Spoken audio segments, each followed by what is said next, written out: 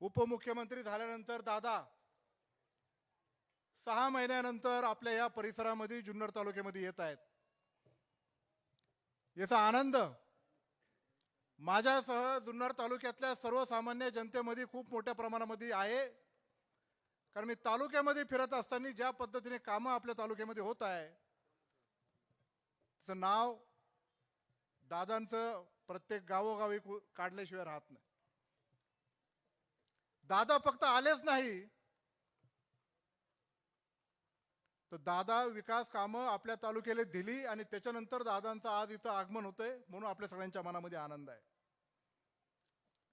दादा इथं जुन्नर तालुक्यातली ही जनता बसलेली आहे। या माझ्या माय भगिनी सगळ्या बसलेल्या आहेत। हे सर्वजण शेतीवर अवलंबून असणारे माझे शेतकरी बांधव आहेत। जुन्नर तालुका हा शेतकरी प्रधान आहे। इथल्या पायाभूत सुविधा उभं करण्याचं काम अनेक आमदारांनी केलं। त्यामध्ये सर्वात मोठं काम कुणी केलं असेल तर यशवंतराव चव्हाण साहेबांनी जे येडगाव धरणाची निर्मिती केली।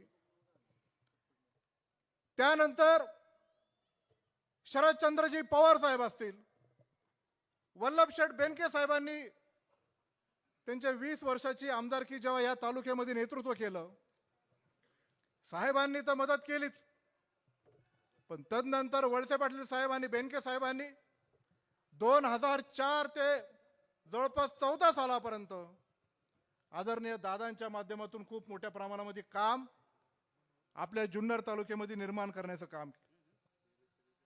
मी जेव्हा आमदार झालो, या तालुक्यातले विविध प्रश्न घेऊन जेव्हा सरकारच्या दरबारी जायचो, निवडून आल्यानंतर पहिलं सरकार आलं, पण सरकार आल्या कोविड पण आला। कोविड संपला, आता विकास कामाला सुरुवात होतील, म्हणजे कोविडच्या कालावधीत झालं नाही असं नाही, दादांनी खूप मोठ्या प्रमाणात दिलेलेच आहे। त्यानंतर विकास कामाला सुरुवात होईल असं जेव्हा वाटलं तेव्हा सत्ता गेली आणि त्याच्यानंतर वर्षभर जुन्नर तालुक्यातल्या लोकांना अनेक आव्हानांना सामोरं जावं लागलं। या तालुक्यात दादा पुन्हा उपमुख्यमंत्री झाल्यानंतर अनेक रस्ते, अनेक पुलांचे कामं, आपल्या डिंगोरच्या मराठवाडीचं पुलाचं काम पूर्ण झालं। उदापूर भैरवनाथाचं रस्ता पुलाचं काम मंजूर झालंय। उमरसच्या युवरेचे ब्रिज मंजूर झालाय। आपला गुंजळवाडी ते आर्वीचा झाला, जाधववाडीवर निमगाव सावेचा झाला आणि अनेक कामं या तालुक्यामध्ये जिथं जिथं आपल्याला पाहायला मिळतात ते खूप मोठ्या प्रमाणात झालं। आज आम्हाला उत्तूरच्या ग्रामीण रुग्णालयाचं जे बांधून पूर्ण झालंय त्याचं उद्घाटन करायचं होतं, पण पूर्ण दौरा त्याच्यामध्ये बसत नाही, पण ते ग्रामीण रुग्णालय निर्माण करण्याचं काम दादांच्या नेतृत्वाखाली आम्ही केलं। कालच मी तुम्हाला सर्वांना सांगू इच्छितो की नारायणगावला जे ग्रामीण रुग्णालय आहे, खास बाब म्हणून त्या ग्रामीण रुग्णालयाला श्रेणीवर्धन करून 100 खाटाचं उपजिल्हा रुग्णालयाची धमक आणि ताकद कोणी दाखवली तर ती आदरणीय दादांनी दाखवली। या तालुक्यामध्ये आदिवासी विभागातले अनेक प्रश्न, अनेक कामं दादांच्या माध्यमातून संपन्न झाली। या तालुक्यातल्या अनेक बौद्ध वस्ती असतील, दलित वस्ती असतील, तिथलं काम पूर्ण करण्याचं काम आदरणीय दादांच्या माध्यमातून झाली। या तालुक्यातल्या विशेषतः मुस्लिम समाजाचे जे जे कब्रस्तान असतील, दफनभूमी असतील, मद्रसा असतील, मशीद असतील, असे कोट्यवधीचे रुपये देण्याचं काम आदरणीय दादांनी केलं। एखादा मौलाना कुठल्या राजकीय व्यासपीठावर येत नाही, पण तो संबंधित आमच्या जुन्नर शहराचा मौलाना इथं त्यांची भावना व्यक्त करण्यासाठी इथं आलेत, पण वेळेचा अपाय, नंतर पुढे दादांनाही पुढे जायचं असल्यामुळे आपल्याला दादांचे नेमकी भावना काय आहेत, त्यांना जे आपल्या जुन्नरकरांसाठी मत मांडायचं आहे, या सगळ्या गोष्टींसाठी आपल्याला त्यांना वेळ द्यायचा आहे। मी एक फुले शाहू आंबेडकर विचाराचा एक कार्यकर्ता आहे, बहुजनांचा विचार करणारा मी एक माणूस आहे, शेतकऱ्यांचा लोकप्रतिनिधी आहे। ती शिकवण यशवंतराव चव्हाण साहेबांनी आम्हाला दिलेली आहे, शरदचंद्रजी पवार साहेबांनी दिली, वल्लभशेठ बेनके साहेबांनी दिली, वळसे पाटील साहेबांनी दिली, माननीय अजितदादा पवार साहेबांनी दिलेला आहे. आपण गेले 6-7 महिने राष्ट्रवादी काँग्रेस पक्षाचे स्थित्यंतर सातत्याने बातम्यांनी पाहत आहोत. त्या स्थित्यंतरामध्ये प्रत्येकाने काय करावं काय नाही हा तुमच्यामधला तुमचाच एक लोकप्रतिनिधी म्हणून माझ्या समोर हा खूप मोठा प्रश्न होता. पण या प्रश्नाला सामोरे जात असताना जेव्हा मी माझी भूमिका या लोकांसमोर आणि त्यांच्या समोर मांडण्याचा प्रयत्न केला, मला आवर्जून या व्यासपीठावरून तुम्हाला सर्वांना सांगायचं, मला साहेब असतील नाही तर दादा असतील, त्यांनी कुठल्याही प्रकारची जबरदस्ती केली नाही की तू असंच केलं पाहिजे तसंच केलं पाहिजे, तू हीच भूमिका घे तीच भूमिका घे. पण मला आवर्जून सांगायचं, कुठलीही भूमिका जरी घेतली नसली तरी दादांनी मात्र जुन्नर कर्णावर आपल्यावर प्रेम कमी केलेलं नाही. जसे पवार साहेब या शेतकऱ्यांचे नेते आहेत, एक शेतकऱ्यांचा नेता म्हणून पण आश्वासक चेहरा दादा हा जुन्नर तालुक्यातला सर्वसामान्य माणूस तुमच्याकडे पाहत आहे. या सगळ्या पक्षाच्या घोडामोडी या सगळ्या बाबतीत आपण पुढे जात असताना जेव्हा जेव्हा तुम्ही जी जी भूमिका घेतली, राज्याच्या हिताचाच विचार आदरणीय दादाने आजपर्यंत केलाय आणि पुढेही करतील. मी तुमच्या समोर एक आवर्जून सांगू इच्छितो की जुन्नर तालुक्याच्या शेतकऱ्यांच्या हिताच्या आणि विकासाच्या दृष्टिकोनातून मला जे जे करता येईल, जे जे पाऊल टाकता येईल त्यासाठी मी कटिबद्ध आहे. सगळ्यात महत्त्वाचा प्रश्न आपल्या तालुक्याचा कुठला असेल तर आपल्या कुकडी प्रकल्पातल्या पाण्याचा आहे. हे कुकडी प्रकल्पाचं पाणी या 5 धरणांमध्ये या सगळ्या कालव्यांमध्ये निर्माण करण्याचं काम यशवंतराव चव्हाण साहेब, पवार साहेब नंतर दादांच्या माध्यमातून झालं. जरा थांब जरा.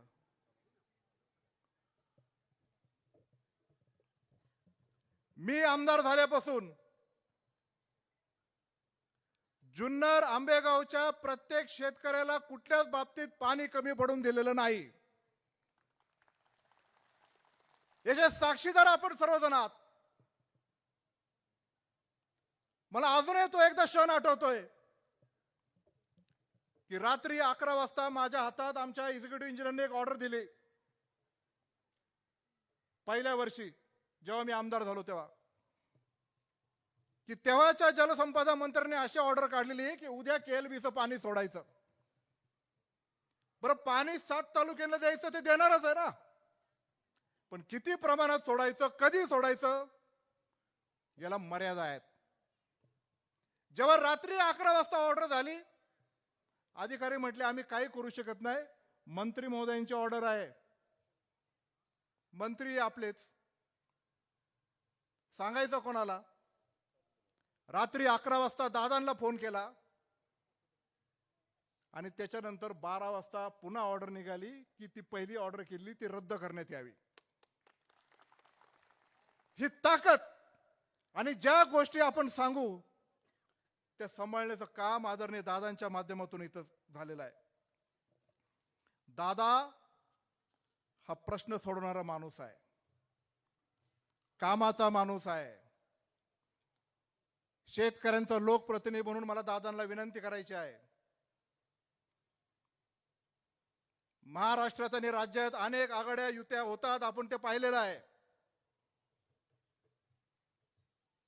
पण शेतकऱ्यांच्या बाबतीत कांद्याच्या प्रश्नाबाबतीत जो निर्णय झाला तो चुकीचा आहे. आणि शेतकऱ्यांचा नेता म्हणून आमची जी भावना आहे, आपण निश्चित प्रकारे ते केंद्र सरकारपर्यंत पोहोचून त्याचा मार्ग काढेल याची आमच्याकडे तुमच्याकडे एक आशा आहे आणि तुम्ही कराल याची आम्हाला खात्री आहे.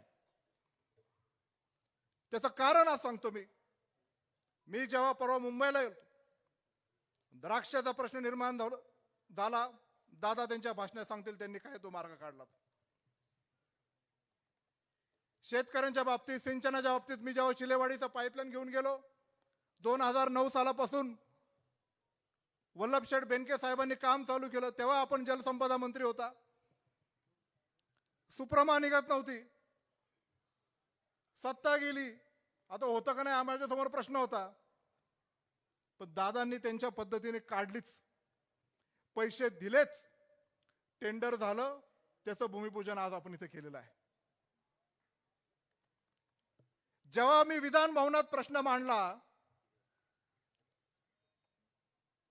की शेतकऱ्यांचा खर्च कमी करायचा असेल तर त्यांना ज्या गोष्टी लागतात, अवजार लागतात, खतं लागतात, बारदाना लागतात, त्याचा जीएसटी कमी केला तर खर्च कमी होईल. त्याने त्याचा माल विकला तर त्याला जीएसटीचा परतावा नसतोच, नाहीये. दादानी एका झटक्यात मान्य केलं. जीएसटी काउन्सिलला त्यांनी पत्र सुद्धा पाठवलंय. हा निर्णय फक्त जुन्नरकरांसाठी होणार नाही, हा संबंध महाराष्ट्रान संबंध देशाला तो अतिशय फायद्याचा होईल. अशा प्रकारचा निर्णय दादांनी लगेच तो मान्य केला. पण शेतकऱ्यांची आमची जी भावना आहे, विकास कामं आपण खूप मोठ्या प्रमाणात कराल याच्याबद्दल मला शंका नाही. सिंचन आणि पाण्याच्या बाबतीत आपण जे कार्य केले त्याच्याबद्दल आमच्या मनात शंका नाही. पण शेतकऱ्यांना विशेषतः आधार आणि धीर देण्याचं काम निश्चित प्रकारे दादांच्या माध्यमातून होईल. या तालुक्यात बिबट्याचा खूप गहन प्रश्न आहे. आता तर बिबट्या 4-5 वाजताच बाहेर पडायला लागलाय. पडतोय का नाही? प्रत्येकाला दर्शन होतंय. दादाने बिबट सफारी डीपीआरला पैसे दिले, मंजूर केले, प्रत्यक्षात त्याच्यावर पैसे दिले, पण आमच्या प्रत्येक मळ्यातळ्यात आता बिबटे दिसायला लागलेला आहे. त्या बिबट्याचा आज तेच म्हणतो मी, तेच सांगतोय ना,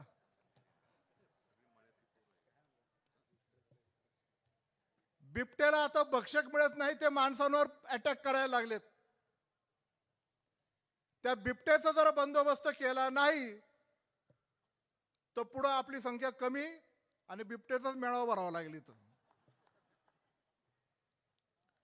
त्या बिबट्याचा बंदोबस्त करण्यासाठी आपल्याला काहीतरी ठोस पाऊल उचलायला लागेल. सुधीर मुनगंटीवार यांच्या नेतृत्वाखाली कमिटी झाली, 2-3 मीटिंग झाल्या.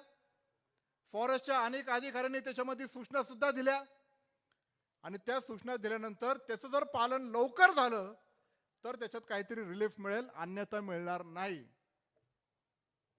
तालुक्याला दिवसा वीज पाहिजे.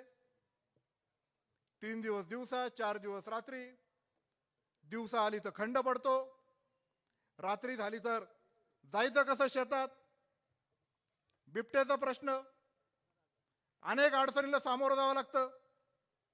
पण दिवसा विजेच्या प्रश्नाच्या बाबतीत जेव्हा मी अजितदादांकडे गेलो तर दिवसा विजाचा प्लॅन सुद्धा त्यांनी तयार केलेला आहे आणि तो प्लॅन निश्चित प्रकारे त्यांच्या भाषणातच ते मांडतील की आपण जुन्नर तालुक्यासाठी, विशेषतः जुन्नर म्हणजे नुसतं जुन्नर म्हणत नाही, जुन्नर आणि आंबेगाव,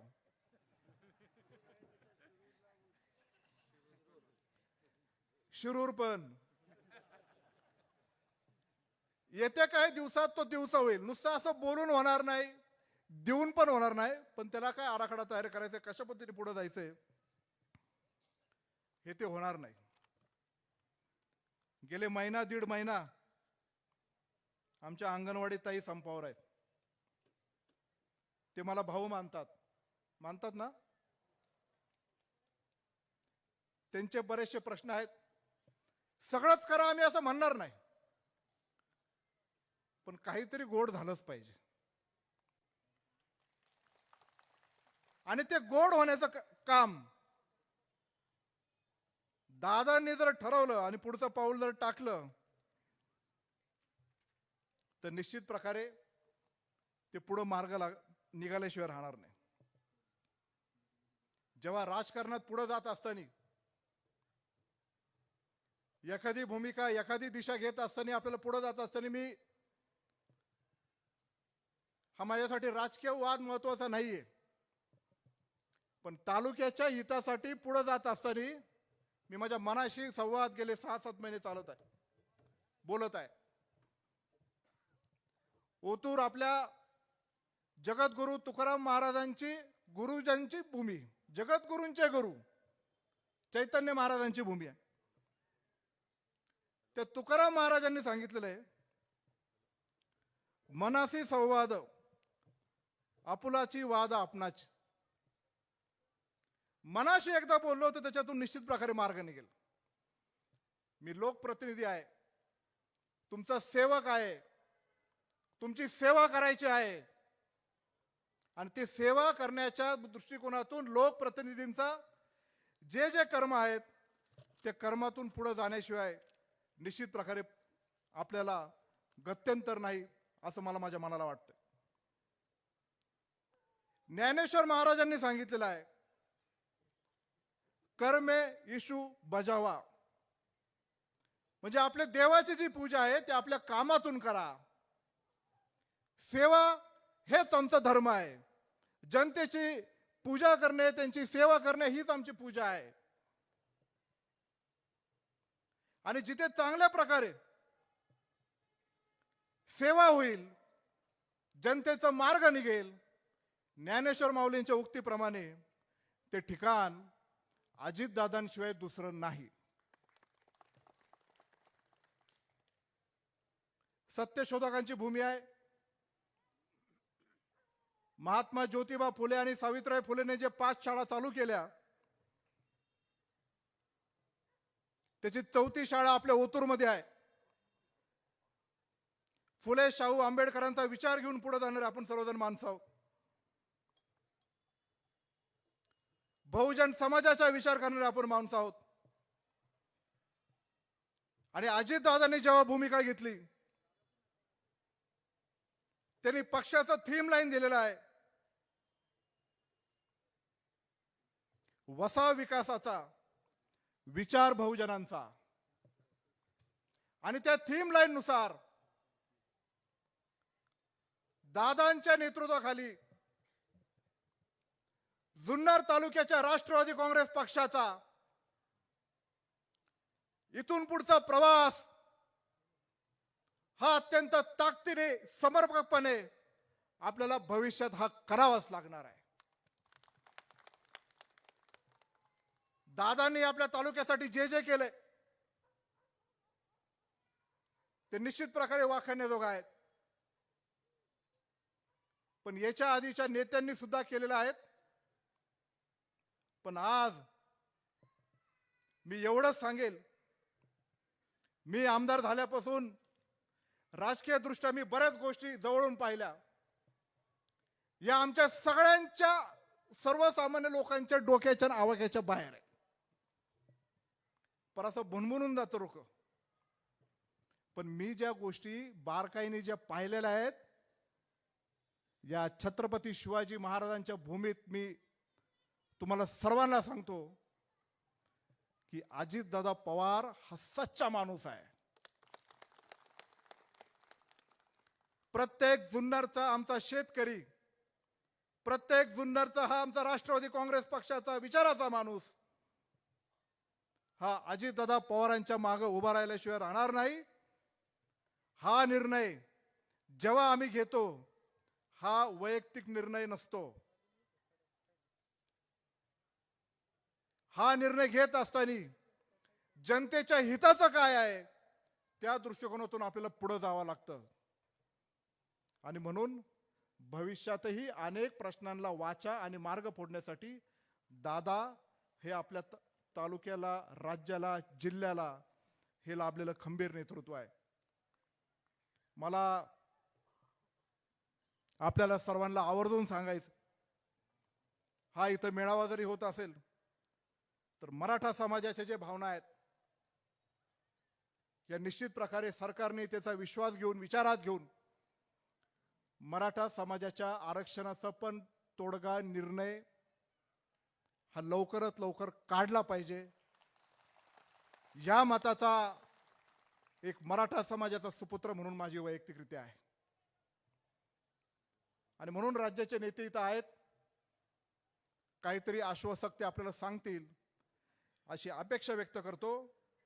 आणि दादांना शब्द देतो की जुन्नर तालुक्यामध्ये राष्ट्रवादी काँग्रेस पक्षाचा झेंडा तुमच्या नेतृत्वाखाली भविष्यात डौलांनी फडकल्याशिवाय राहणार नाही. धन्यवाद. जय हिंद, जय महाराष्ट्र, जय राष्ट्रवादी.